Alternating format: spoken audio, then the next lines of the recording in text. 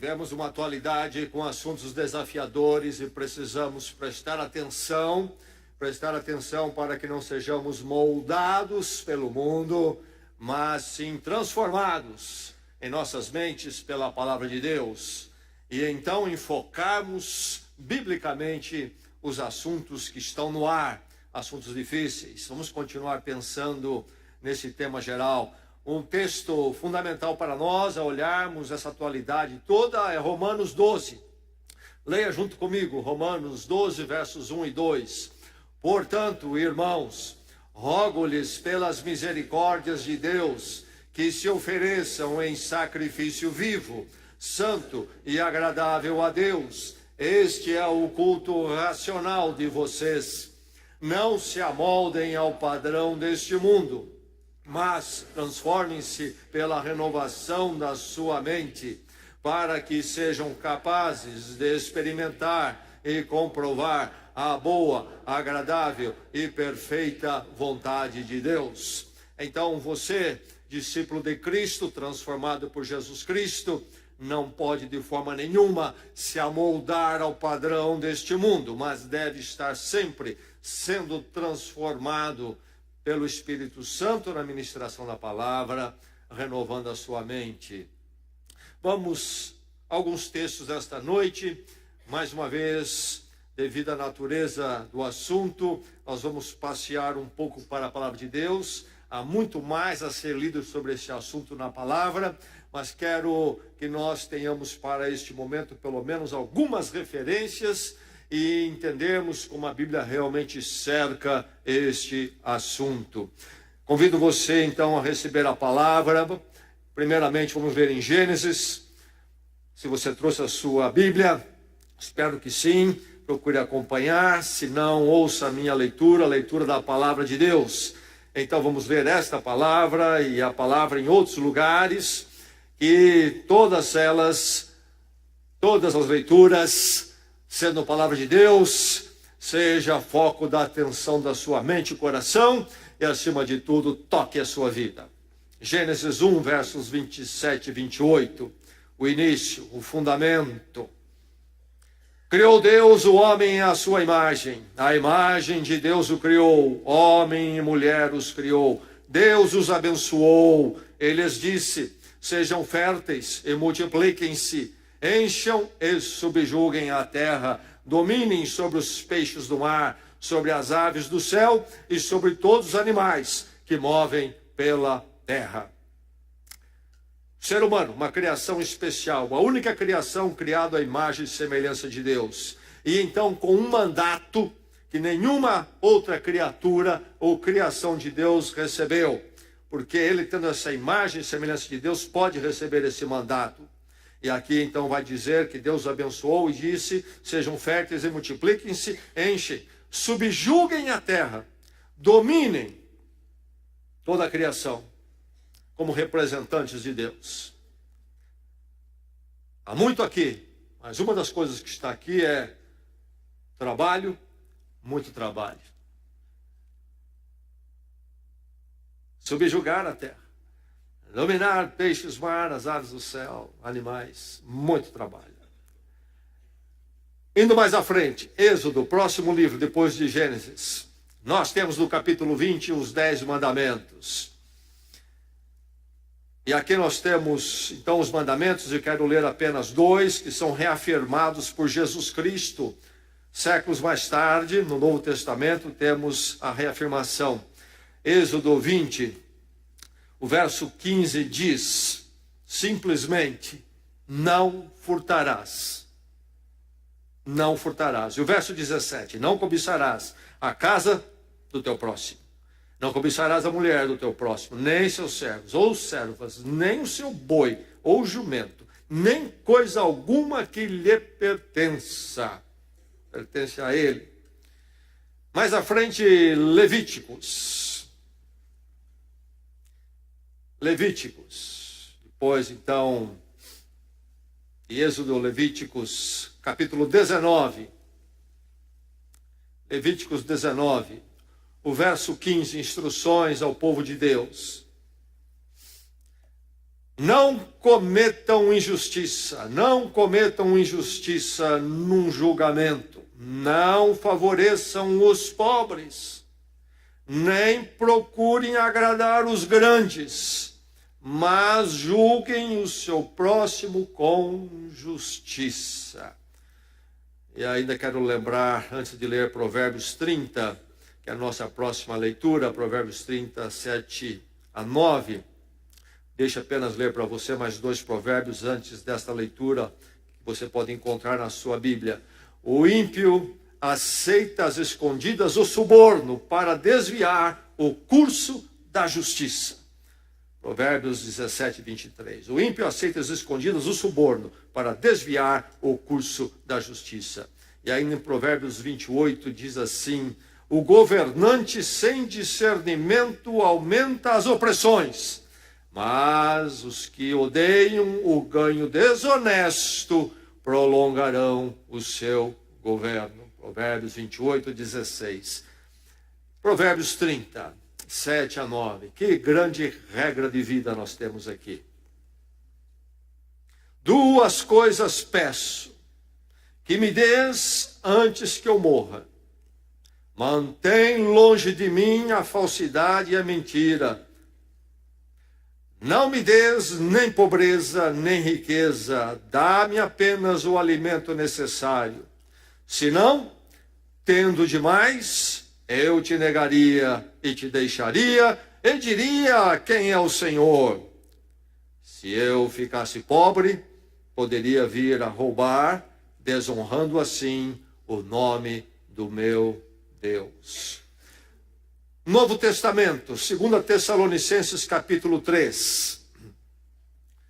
2 Tessalonicenses. Cartas do apóstolo Paulo, esta a segunda carta à igreja em Tessalônica, capítulo 3, vamos ler a partir do verso 10 até o verso 13. Tessalonicenses 3, do verso 10 ao verso 13. O apóstolo Paulo escreve, orientando aquela igreja: quando ainda estávamos com vocês, nós lhes ordenamos isto: se alguém não quiser trabalhar, também não coma. Pois ouvimos que alguns de vocês estão ociosos, não trabalham, mas andam se intrometendo na vida alheia. A tais pessoas ordenamos e exortamos do Senhor Jesus Cristo que trabalhem tranquilamente e comam o seu próprio pão. Quanto a vocês, irmãos, nunca se cansem de fazer o bem. Verso 10. Se alguém não quiser trabalhar, também não coma. Simplesmente isto. Vamos à primeira carta de Pedro, já mais para o fim do Novo Testamento. Depois de Tiago, 1 Pedro. E antes de ler 1 Pedro, eu vou ler um texto, você escute, não precisa abrir na sua Bíblia. A religião que Deus, o nosso Pai, aceita como pura e imaculada é esta: cuidar dos órfãos e das viúvas em suas dificuldades, e não se deixar corromper pelo mundo. Tiago 1, 27. Cuidar dos órfãos e das viúvas e não se deixar corromper pelo mundo. Agora, 1 Pedro, então, capítulo 2, versos 13 e 14. Por causa do Senhor, sujeitem-se a toda autoridade constituída entre os homens, seja o rei como autoridade suprema, seja os governantes, como por ele enviados para punir os que praticam mal e honrar os que praticam o bem. Aí está o objetivo do governo, a razão porque Deus coloca e espera que os governos cumpram. Punir os que praticam mal e honrar os que praticam bem, enfim, a questão da justiça. Escute esses 2 textos, o Senhor Jesus Cristo falando. Sermão do Monte. Ninguém pode servir a 2 senhores, pois odiará um e amará o outro, ou se dedicará a um e desprezará o outro. Vocês não podem servir a Deus e ao dinheiro ao mesmo tempo, não dá. Mateus 6, 24, o Sermão do Monte. E ainda, no Sermão do Monte, ele diz mais: não acumulem para vocês tesouros na terra, onde a traça e a ferrugem destroem, e onde os ladrões roubam e furtam, mas acumulem para vocês tesouros nos céus, onde a traça e a ferrugem não destroem, e onde os ladrões não arrombam nem furtam. Mateus 6, 19 a 20. Porções da palavra de Deus para a sua vida nesta noite. Esta é a palavra de Deus. Senhora trabalhadora, trabalhou firme, amealhou algumas casas de aluguel, casinhas de aluguel, tinha sua renda razoável. Estava morte, na cama. O médico disse: é o fim. Bem idosa, agora é o fim. Mulher chegava ao fim depois de uma vida de muito trabalho e de acumular algumas coisas, inclusive algumas casas. Alugava, se encarregava, inclusive pessoalmente, não confiava em ninguém, a ir buscar aluguel de cada casa no dia do vencimento. Com a sua bengala, batia na porta e de forma severa dizia que estava ali para receber o aluguel devido naquele dia, sem perdão e nem atraso. Agora a morte. Lá está a mulher, apenas respirando lentamente, mal respirando. É questão de horas e se vai. O médico avisou então a família, e a família se reuniu ali, 3, 4 filhos, para o último momento da matriarca. E num dado momento, ela fez um sinal com a mão muito fraco, para que o filho mais velho se aproximasse. E todos ficaram atentos. Última palavra, praticamente, de alguém que se ama e que está partindo. O que vai dizer, não é? Uma hora crítica sempre. E o filho, então, se aproximou-se dela, debruçou, porque a voz estava muito fraca, para ouvir o que ela queria dizer. E ela disse, sussurrando no ouvido dele: o aluguel da casa da esquina vence amanhã. Nosso relacionamento com as finanças e o material, com a economia, é profundamente complicado, na verdade. Como lidamos com isto? Até que ponto deve controlar nossas vidas? Paul Getty, um magnata do petróleo, falecido em 1976, foi inclusive considerado um tempo o mais rico do mundo, um império tremendo. Foi convidado a escrever um livro por uma editora. E aí então iniciou seu trabalho, e o escritor queria fazer o trabalho de realmente redigir as ideias dele, se encontrando com ele, discutiu o título, a editora propunha o título para o livro: Como Ficar Rico. Paul Getty era o homem que podia falar sobre isso. Por que não um título deste? Todo mundo iria querer comprar esse livro, Como Ficar Rico, aprender com Paul Getty. E ele disse: de jeito nenhum. Ficar rico, como ficar rico não é segredo. Aliás, ele disse, né, qualquer idiota aprende a ficar rico. O livro deve ser focado e deve ter por título o seguinte: Como se manter rico. É complicado, ele disse. É muito difícil manter a riqueza.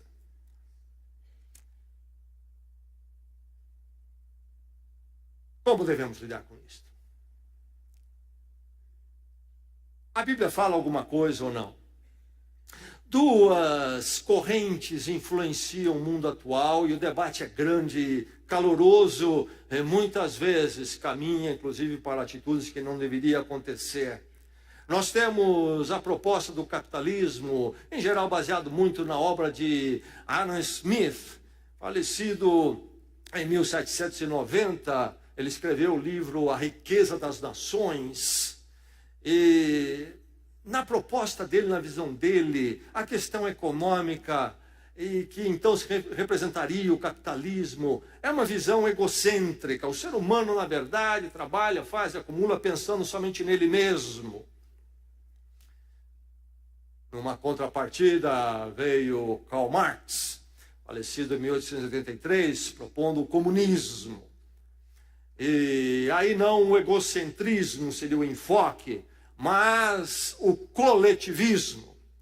Se no egocentrismo, na visão capitalista de Adam Smith, não há nenhuma preocupação na economia com relação à coletividade, apenas o indivíduo e a sua renda, as suas posses. No comunismo, em Karl Marx, a ideia é o coletivismo, onde o individualismo ou o direito à individualidade desaparece a serviço de uma coletividade, de um todo. Então o indivíduo deve estar a serviço dessa coletividade, e então há um esvair-se do indivíduo. As duas propostas são reducionistas, isto é, elas reduzem a existência humana e o indivíduo, a pessoa, esta criação criada à imagem e semelhança de Deus, ao material. A essência da vida é o material.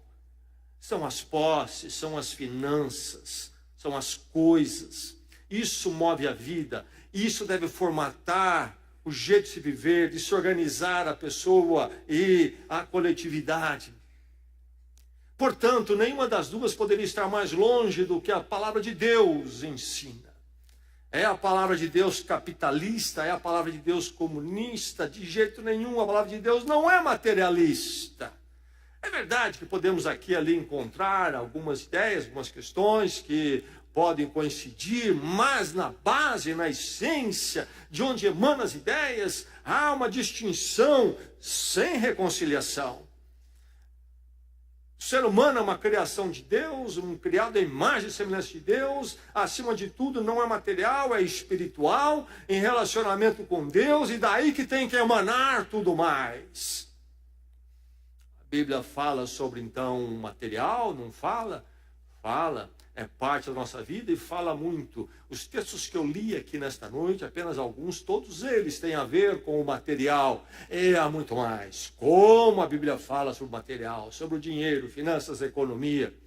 Jesus falou muito. Mas sempre olhando como algo espiritual que eu tenho que entender, administrar, tomar à luz do meu relacionamento com Deus, meu relacionamento eterno com Deus, à luz de eu ser criado à imagem e semelhança de Deus para administrar as coisas. Então o material não é a base, não é a razão, não é o fundamento, não é a explicação da minha existência, não é a direção da minha vida, nem da vida da humanidade, mas a vida com Deus segundo as Escrituras. Então, a mensagem ao seu coração nesta noite é: enquadre espiritualmente a economia, aprenda a enquadrar espiritualmente a economia. Você tem alguma opinião sobre economia? Verifique que você não recebeu da televisão, não recebeu da universidade, não recebeu das conversas por aí, de algum livro. Lembre-se que você precisa enquadrar espiritualmente a economia, as finanças, o material. Atente para as implicações das riquezas, das posses. Deus quer, vai acontecer de todo mundo ter muita posse, ficar muito rico, ter muito, ter pouco, não ter. Interessante ver o pensamento de Provérbios. Ele pede a Deus duas coisas, e uma delas é que ele não seja nem rico, nem pobre. A questão de ter mais ou não ter é uma questão de capacitação pessoal, em primeiro lugar. Alguns de nós somos empreendedores, outros não. E haverá uma diferença. Não somos iguais. Depende da nossa capacitação pessoal. Também depende da ética pessoal. Como agimos, com que valores, com que responsabilidades. Não é verdade que todos são iguais perante ao material e que todos terão igual. Há uma diversidade entre nós muito grande. Mas, acima de tudo, é bom ter, é bom não ter, é bom ter muito, ter pouco. Bem, o pensador em Provérbios, o autor, ele prefere nem ter pouco, nem ter muito. Ele quer ser, vamos dizer, nos termos dos nossos dias, um classe média. Se eu tiver demais, eu vou abandonar a Deus, diz ele em Provérbios 30 que nós lemos. Se eu tiver pouco, eu vou blasfemar. Então, Deus me dá aquilo que eu preciso para as minhas necessidades. É melhor. Alguns de nós gostariam de ter muito. Alguns de nós somos empreendedores, talvez temos mais. Mas quem é sabe muito bem que não é simples isto. Paul Getty falou, o difícil é se manter na posse da riqueza que ele tinha, que era muito. Isso pode acabar a qualquer hora. Enfim, a dor de cabeça, a administração de bens é tremenda. Tremenda. Conversa com aquele que é empreendedor e que teve algum sucesso, ele vai dizer, não é simples. Então, nas posses, há vantagens e desvantagens. Realmente, se cairmos numa situação de miséria, é muito difícil. Provérbios aponta para isto. Mas e ter bastante também não é simples. Mas se tivermos, então, na média, também tem os problemas. Nós que temos as coisas, sabemos disso, não é verdade? Não é verdade? Ainda esses dias precisei levar meu carro para revisão. Me tirou totalmente do programa do meu dia, do trabalho que eu tinha plano para fazer. E leva de manhã, tem que marcar o horário. E aí então traz. E aí quando você está no meio ali do embalo da tarde, vem a ligação, o carro da ponta tem que buscar, enfim, atrapalhou meu dia. Mas estou citando só uma coisinha pequena, para a gente lembrar que as coisas tendem a nos consumir. Paul Getty mesmo não conseguiu deixar nenhum herdeiro. Todos eles se tornaram problemáticos, porque o homem estava envolvido com suas riquezas, família e filho, ficou abandonado. Atente para as implicações quando você pensa em posses e riquezas. Enquadre então espiritualmente a economia. Jesus alertou sobre essas implicações. Jesus falou sobre os tesouros da terra. Não é simples. As posses, o material, as riquezas são muito complicadas. E deixe-me dizer, são complicadas em pouco ou muito, porque é uma questão do coração, principalmente. Eu já vi alguns se complicarem com uma motocicleta. Complicaram a vida com Deus, com a motocicleta. Eu tive um amigo. Quando ele comprou uma moto, ele se transformou. Abandonou os caminhos do Senhor. Coisas pequenas e coisas grandes. As implicações são tremendas. Então, não perca a perspectiva espiritual quando você pensa em tudo isso. Enquadre espiritualmente. Mantenha o direito à privacidade, o direito à vida privada. Todos nós, segundo as Escrituras, temos o direito a administrar a própria vida. Seja você classe média, seja você rico, seja você pobre, seja quem você for. Todos têm o direito a administrar a própria vida. As teorias e governos têm vontade de avançar e roubar de nós sempre esta vida privada. E a vida privada é em relação ao material, sim, mas também a questão da nossa liberdade, a questão da liberdade de crença e família, e vão avançando. É preciso tomar todo o cuidado e resistir. Não é plano de Deus. Você não vai encontrar nas Escrituras o cortar o direito à vida privada, material, em outras áreas. Leia as Escrituras e veja o projeto de Deus. As ideias como você tem que taxar, imposto. E mais, precisamos ter um imposto maior para a pessoa que tem mais. Conheço famílias que não têm nenhum automóvel. Você tem um? Eu acho que nós precisamos pegar o seu automóvel, vender, ficar metade para você e metade para quem não tem. É mais justo isso, entendeu? Você tem 2 automóveis na sua casa, Deixe-me dizer que eu conheço família que não tem nenhum. Nós vamos tirar um de você e dar para ela. Você fica com um, tá bom, você tem um, ela vai ter um. Um é ótimo. O que você diria? Você daria um pulo e gritaria injustiça? Roubo? Por quê? É seu, você trabalhou, você comprou. Mas nós perdemos a perspectiva quando vem teorias humanistas, não espiritualmente iluminadas, e começam a dizer que nós temos que tirar e sempre tirar do outro. Porque quem é o rico? O rico é aquele que tem um pouco mais ou o dobro do que eu tenho. Eu sou sempre o parâmetro. O rico é quem tem mais do que eu. Enfim, é desonesto partir para cima daquele que conquistou honestamente, se conquistou honestamente, e tirar para dar para o outro. O que é de um, é de um. Não roubarás, não cobiçarás nada do teu próximo.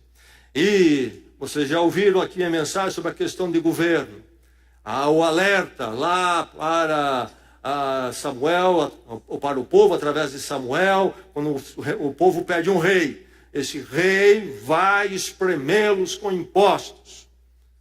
Está errado, não pode acontecer isso. O direito ao fruto do nosso trabalho é a termos do que nós temos. Seja material, seja outra coisa. Manter o direito à privacidade. Toda forma de socialismo é uma forma de totalitarismo, de avançar naquilo que os outros têm. Começa falando-se em intervenção econômica, porque aí vai se igualar todo mundo. Mas o universo humano é um todo. E toda vez que se quer implantar essa intervenção econômica do socialismo, vai se implantar uma intervenção na liberdade das pessoas, no direito à propriedade, vai haver uma intervenção na moral e na crença, vai se tentar ditar também o que deve ser aí, e finalmente a família. Interferir no que pensamos e cremos como família, o que somos.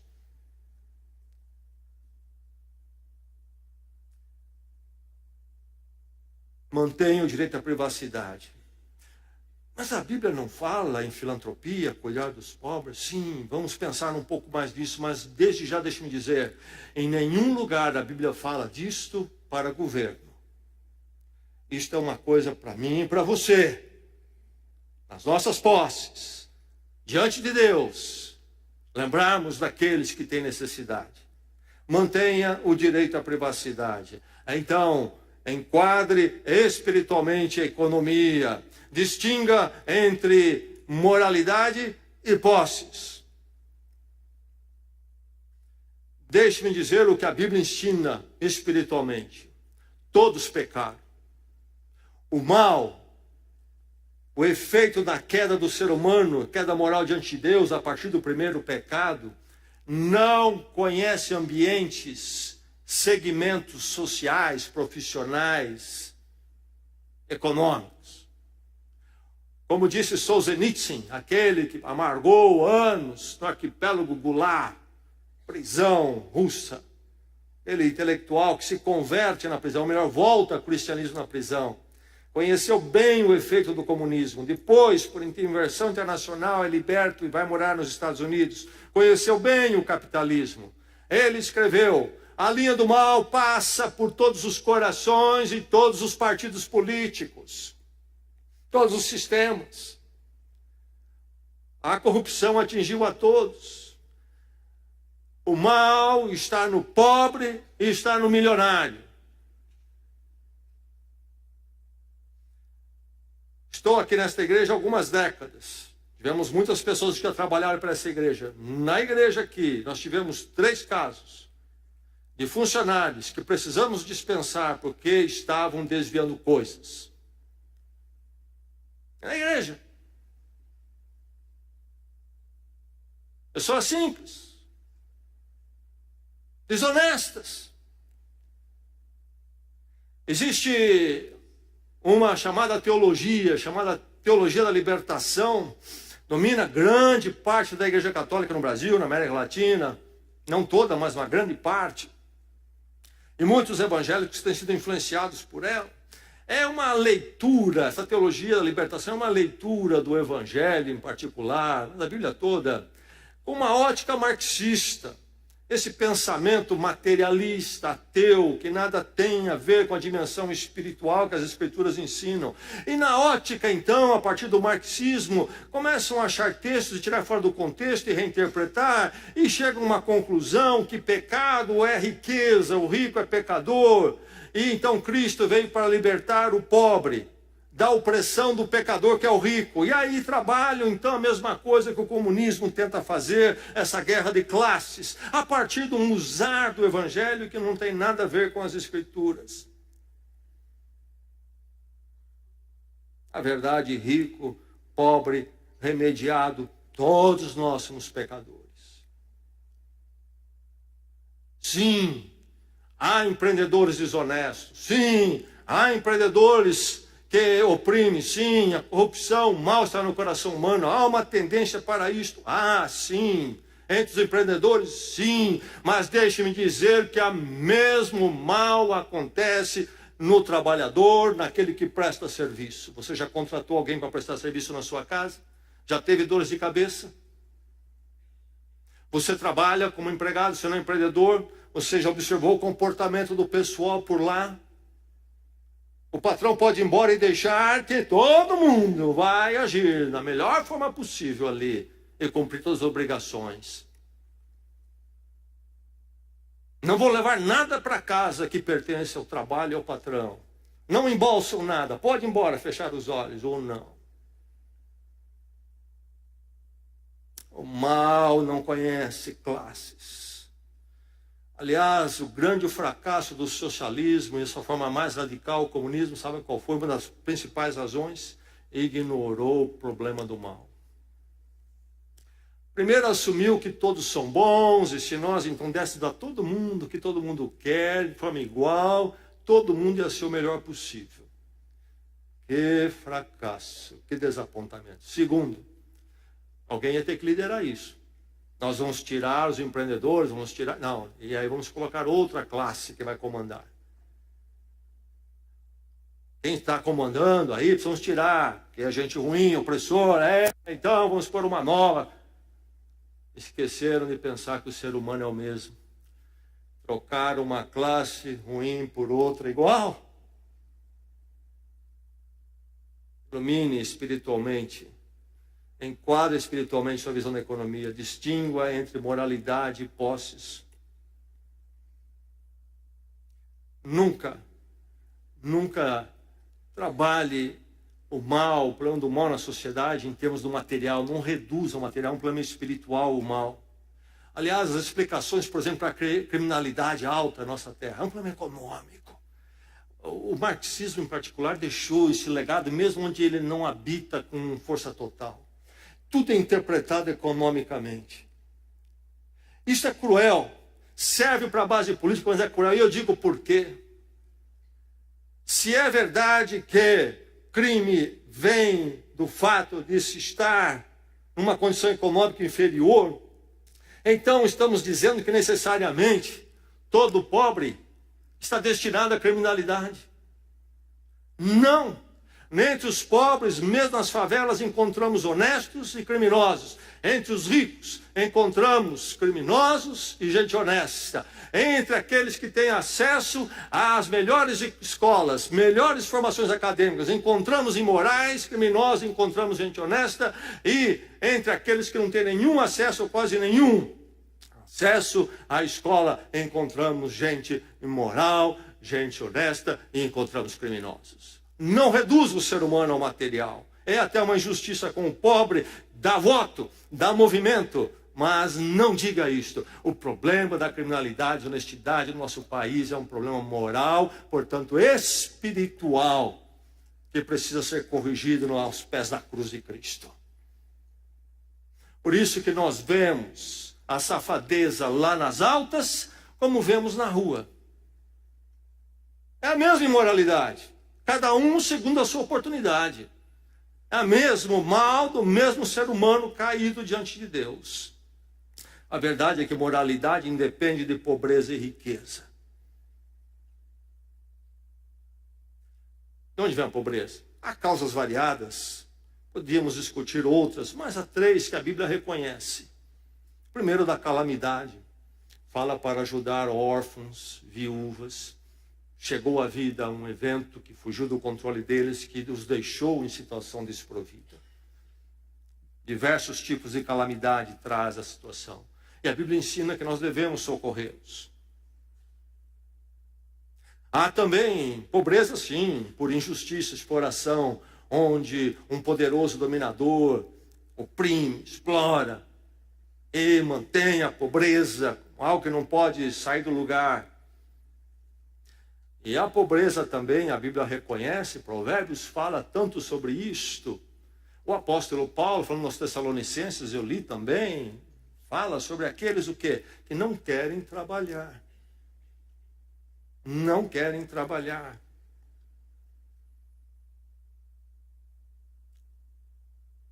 A imoralidade. Que tipo de imoralidade? Preguiça, irresponsabilidade com a vida.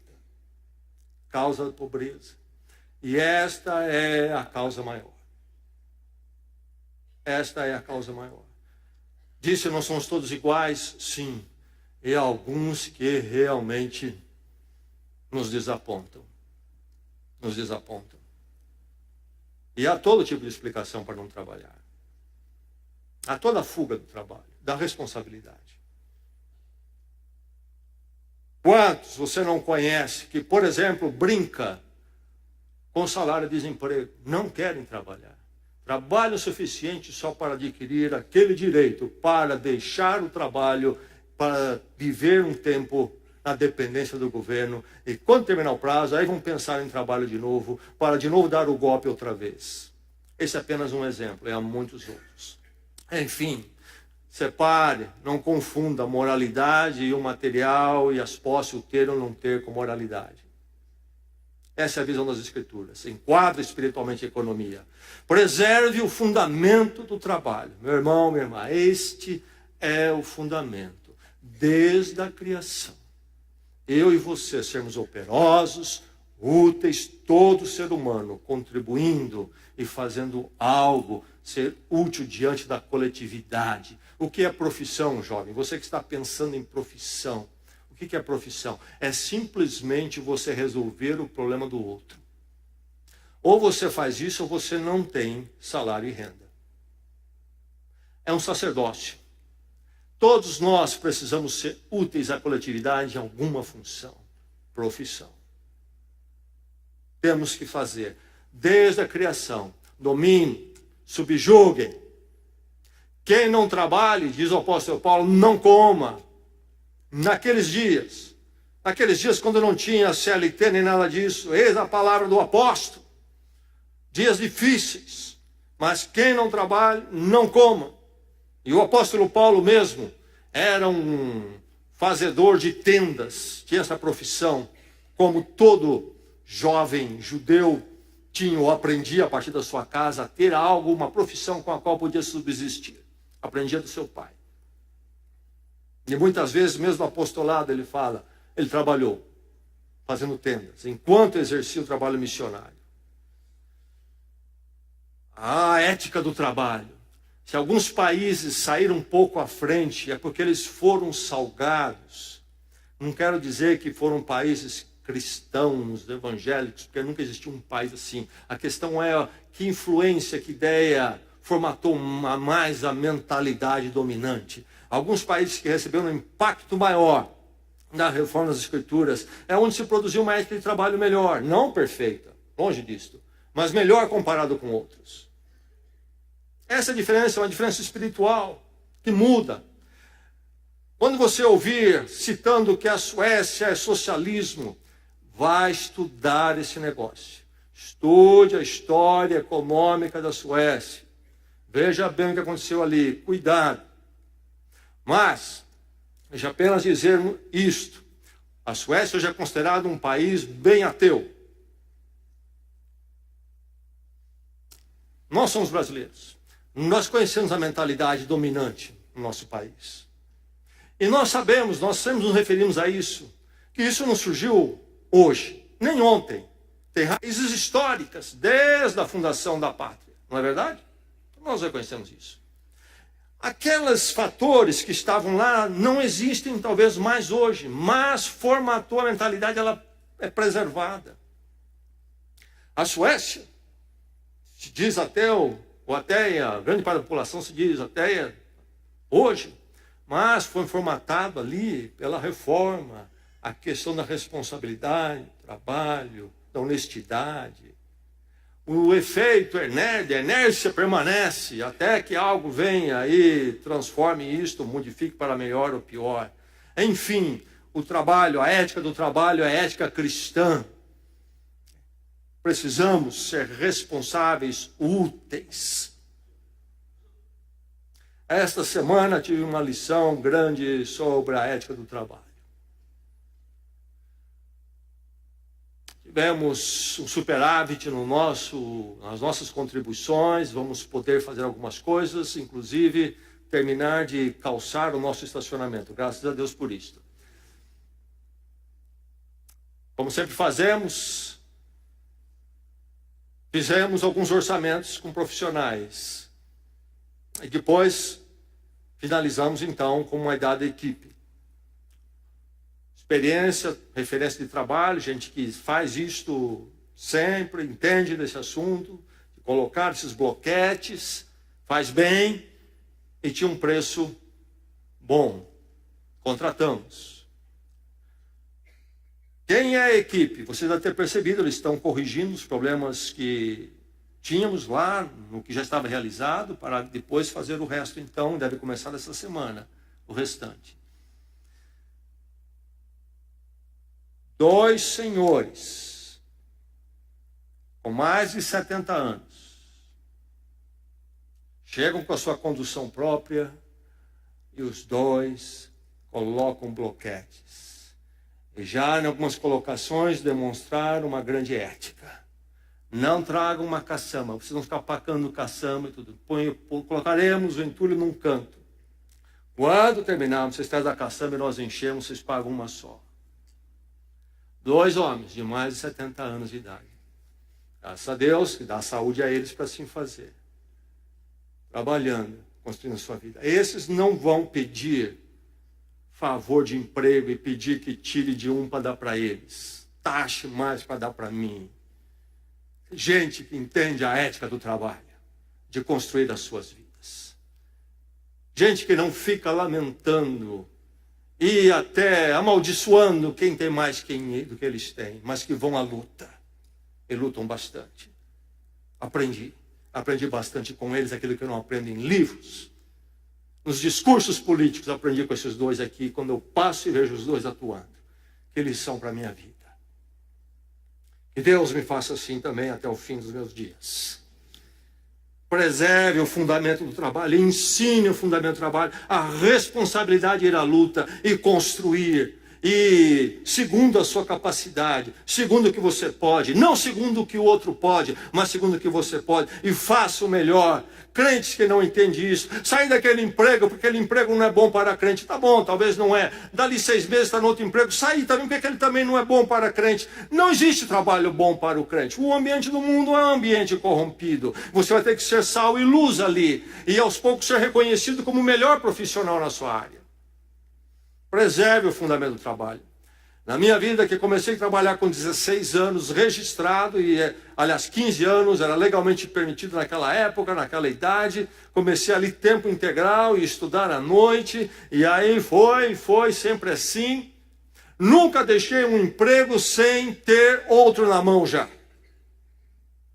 Vou deixar emprego, está difícil, quantos? Abandono. Para onde você vai? Não sei, depois eu vejo isso aí. Eu nunca deixei um emprego sem primeiro ter um outro. Não estou satisfeito? Não está bom? Meu valor é melhor do que este? É.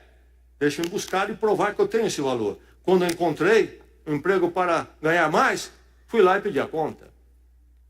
Responsabilidade com a vida. Preserve o fundo de trabalho. Isso é que muda as pessoas. Isso é que muda a vida das pessoas. Mesmo no ambiente difícil, corrompido, é isto que altera a condição das pessoas.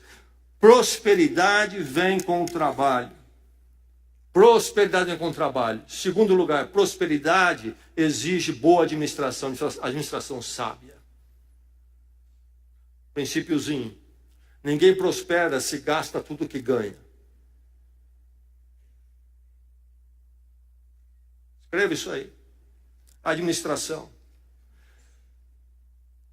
Você escuta economistas sabendo na televisão, você até nem entende o que eles estão falando, tem esse fator, tem aquele fator e aquele. Realmente existe tudo isso, há uma complexidade. Mas deixa eu dizer o seguinte, no fundo, na economia, meu irmão, seja de um país, seja da sua vida, se você é solteiro, seja da sua vida se você é casado, tem família.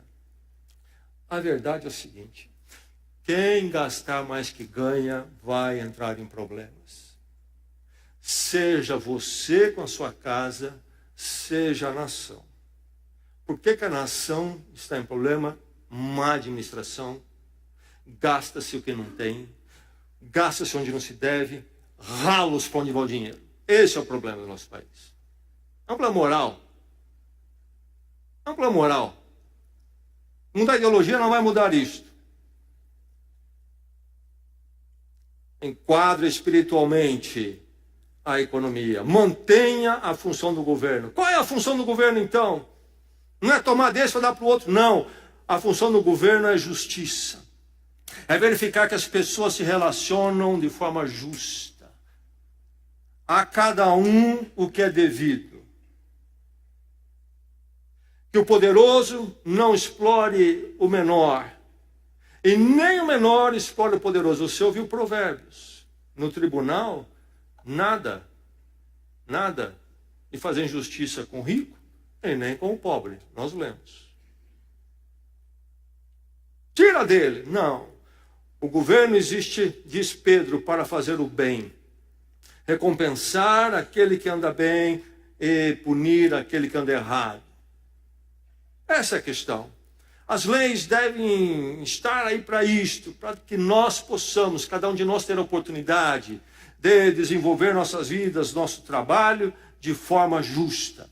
O governo não deve estar interferindo em nossas vidas, nem querendo ser aquele que toma o lugar do que cabe ao ser humano no mandato de Deus, de ser produtivo, de ser empreendedor. O governo está aí para verificar que a sociedade, os nossos relacionamentos sejam justos. O assistencialismo sistemático é reprovável, é ineficiente, isso está mais que provado. E esse negócio de dar R$50, R$100, meu irmão, isso é realmente aquilo que deve vir para as pessoas. Qual é a verdadeira assistência? É, de alguma forma, chegar àquelas pessoas a oportunidade de um emprego. É isto. Trabalho. É isto. Assistencialismo em situações catastróficas e calamidade. É o caso, sim, mas temporário. Um assistencialismo que tire daquela situação e não mais precisa receber de governo nenhum. Nunca. Assistencialismo sistemático, permanente. O governo não deve fazer o que na área da economia? Deve ser um fomentador, um viabilizador de desenvolvimento. Há alguns lugares que talvez ele sim terá que levar até lá uma estrada de ferro para que ali se estabeleça negócios, a fim de que a população tenha acesso ao trabalho lá. Mas sabe, em alguns lugares, nem mesmo as estradas o governo precisaria fazer. São Paulo foi feito um rodoanel. Já ouvi de economistas de peso, de que coisas assim o próprio empreendimento privado poderia fazer. Não, o governo fez, e aí estamos nós ouvindo já. As falcatruas e maracutaias que aconteceram ali, por exemplo. Por que o governo sabe fazer? Porque aquilo lá se paga sozinho, se fosse o caso. Com um acordo de pedágios, etc., sem tirar dinheiro dos nossos impostos para fazer. Isso é apenas um exemplo.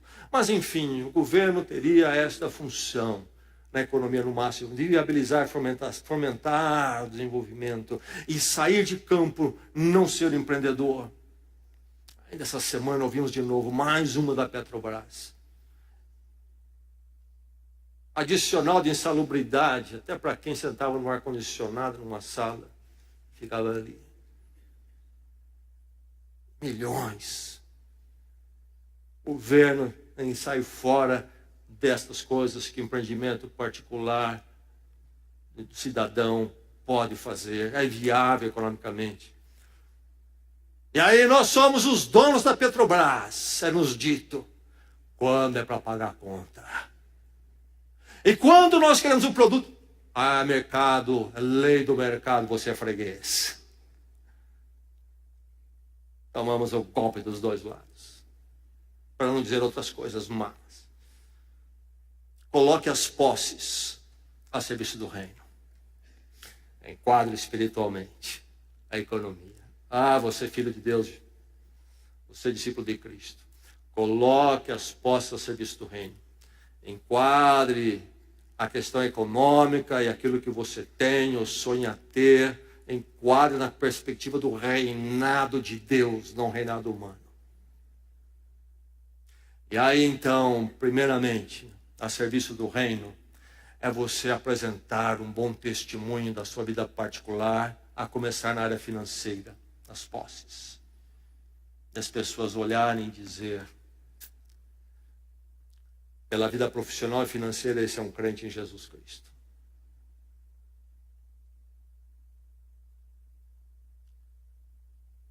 Tenho tido algumas vezes o dissabor de dizerem, fulano assim, assim, assim, frequenta a sua igreja. Gente de fora.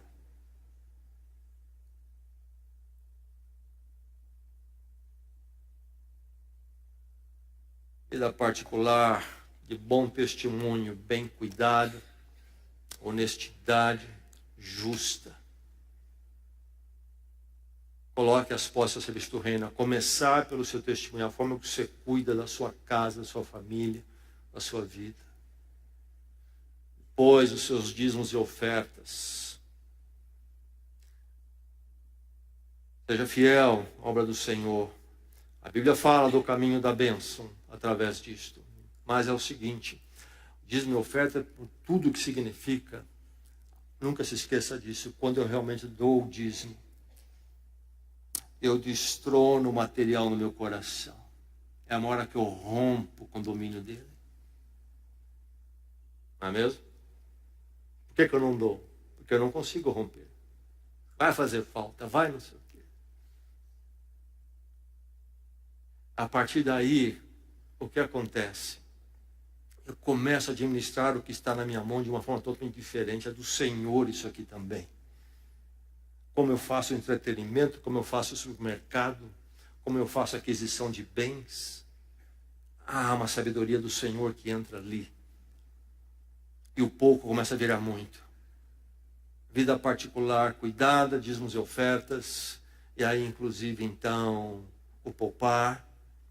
Mas colocar também as posses a serviço do reino, a filantropia. Tiago disse sobre as viúvas e os órfãos, cuidar deles. Aqueles que estão numa situação muito complicada. Da calamidade que chegou à vida deles. E que precisam da nossa mão e auxílio. Há também aquelas pessoas de valor e que estão lutando, gente que vale a pena você colocar alguma coisa na vida dele, mas não como assistencialismo, mas como uma forma de capacitação. Talvez você pode até, quem sabe você pode encontrar um jovem de valor e que tem dificuldades para um curso. Já fiz isso na minha vida, minha esposa, ajudamos a pagar a faculdade. E hoje, gente que está dando muito fruto. Coloque as posses a serviço do reino. Filantropia. Beneficência. Faça alguma coisa por alguém que tem menos que você. E todos nós podemos fazer. Meu pai e minha mãe, com acesso à escola em grau pequeno, construíram a sua vida, tiveram a casa própria, tiveram seu transporte, nunca mendigaram, criaram os filhos, deram valores para os filhos. Minha mãe viúva, a pequena pensão do meu pai, administrava de uma forma muito sábia. Além de ser dizimista, ainda ajudava algumas pessoas. Filantropia. Meus pais, no começo da vida de casado, trabalharam com a organização Ger Salvação, que tem grandes obras sociais, foram diretores de casas de assistência social, como, por exemplo, internato para crianças. Você não sabe, mas eu cheguei a morar dentro de internato de crianças. Distribuíam cestas básicas antes do Lula sonhar com isto. Estava lá em Guaranhuns, acho que ainda. Estenda a mão. Pratique a filantropia. Filantropia governamental é a pior coisa que existe. Deve ser temporária, com muito critério, abuso sempre. O governo é péssimo nessa área, logo vira mecanismo de manipulação eleitoral e corrupção. Filantropia nas escrituras está lá, não está? Está, mas nunca de governo. Alguns gostam de falar de atos lá que distribuem. Aclara uma iniciativa, conforme sentiu o impulso do Espírito Santo, de cada um, voluntário. Não é governo chegando e dizendo, é meu, e eu que vou dizer o que pertence a cada um aqui. E era algo da igreja. Enfim, filantropia é um dever cristão. Você que gosta de falar do governo, o que o governo tem que fazer, o que você tem feito? Como ajudar? Como fazer a filantropia? Como praticar? Escolher bem. Aquele que passa na rua, me dá um dinheirinho. No ideário brasileiro é todo um jogo. E as pessoas dão e por isso que continuam. Pessoa na rua, o que você deve fazer é pagar um prato de comida, não dar dinheiro para ele. Vem comigo, vou na padaria aqui mais próxima. Eu te pago um lanchinho. Ajudar a escolher onde colocar um dinheiro para ajudar, um lugar de verdade, onde vai estar capacitando, onde vai ser bem administrado, onde eu vou poder acompanhar o que é feito. Ajuda que capacite, leva as pessoas para uma condição melhor, salvo aquelas situações críticas. Por exemplo, um inválido para sempre.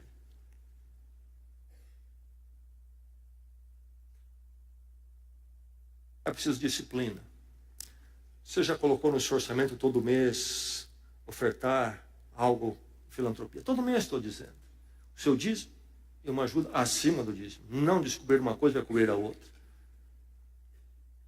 Nossa igreja, por exemplo, contribui. Se se escolher bem, eu já disse. Há muita instituição filantrópica, por exemplo, onde a corrupção acontece, exploração existe, é um grande negócio, tem que tomar cuidado. Mas temos duas organizações sérias. Temos o Lar Batista, que nós ajudamos como igreja. Nós temos o Lar Mazinho, ainda os homens estiveram lá 3 dias fazendo obras lá no Lar Mazinho. Esse casal que adotou mais de 30 filhos, adotou legalmente, em Atibaia. Nós temos o SAMA aqui na cidade, o presidente da nossa igreja, algumas diretorias são da nossa igreja, uma instituição conhecida na nossa cidade, que recebe crianças que a justiça tira das famílias, porque estão em condições ali, nada recomendáveis. Pode fazer até através da igreja. Coloca seu dízimo embaixo e coloque SAMA, Lar Batista. O que você pode fazer? R$10 por mês? R$20 por mês? 50 algum aqui? Talvez outros 100 por mês? Outros 200? Quem sabe algum 500? Alguns? Enfim, Deus sabe, você sabe. Você vai decidir com Deus. Você faz alguma coisa por alguém de forma consistente? Pratique a filantropia. Meu irmão, o Senhor Jesus Cristo veio para nos transformar. O encontro com Deus em Cristo passa pela cruz, onde Ele morreu a minha morte, para que transformado possa viver a vida do reino de Deus no meio do reino deste mundo. Sou orientado agora pela palavra de Deus que me transformou. Ando no reino deste mundo, servindo o reino dos céus, inclusive no material e na economia. Vejo as coisas à luz da palavra de Deus. E quando escuto os discursos, e as ideologias, eu filtro tudo pela palavra e não me deixo ser dominado por nenhuma. Nem deste lado, nem daquele lado. Nem deste partido, nem daquele partido. Vou escolher tateando, sabendo que o problema é complicado, o mal habita aí, mas buscando aquilo que se aproxima mais do que pode ser como Deus quer, enfim. Talvez até vou errar algumas vezes, acertar outras, com muito cuidado, mas o meu coração não está aí. O meu rei é outro, inclusive sobre as minhas finanças. Quando isso acontece, a minha vida toda é transformada. E eu quero dizer, você haverá de caminhar de forma diferente com o material. Deus vai cuidar de você. Alguém nesta noite que ainda não foi transformado, que noite especial. Vir fazer parte do reino de Deus, se Deus ser o rei sobre toda a sua vida, desde o material, família, relacionamentos, emoções, valores, tudo. Uma transformação.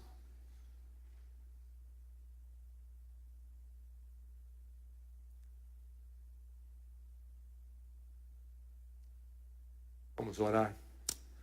Coloque-se em pé em oração.